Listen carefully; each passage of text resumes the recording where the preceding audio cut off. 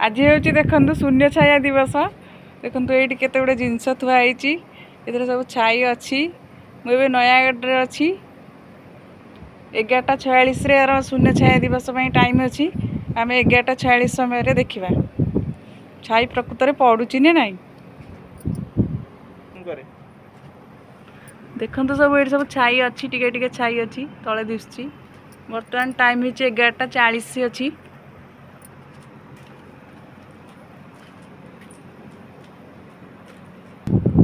बर्तमान देखो केमती छाई कमी कमी जाऊँगी जेहेतु से डब्बाटार उपरटा उच्चा अच्छी से छाईटा टी अधिका पड़ुची।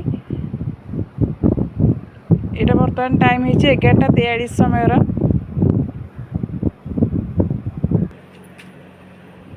बर्तमान देखु एबे 11:46 कौन सी जिनस भी छाई ना जेहेतु बाल्टीटार उपरटा असमान अच्छी तेणु सेटा टिके अल्प छाई कमी अल्प छाई दिसला भाया लगुच। आउ कौन सी जिनस भी छाई दिशुना कि कौन सी कौणिक छाई पड़ूना। आपने समस्ते देखिपारे बर्तमान 11:46 टाइम हो आपन को लाइव व्यू देखा समस्ते देखु।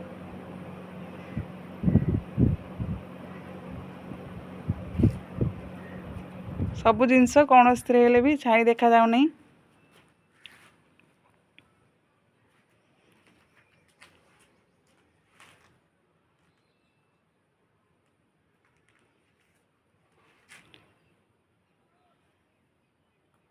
तो 11:46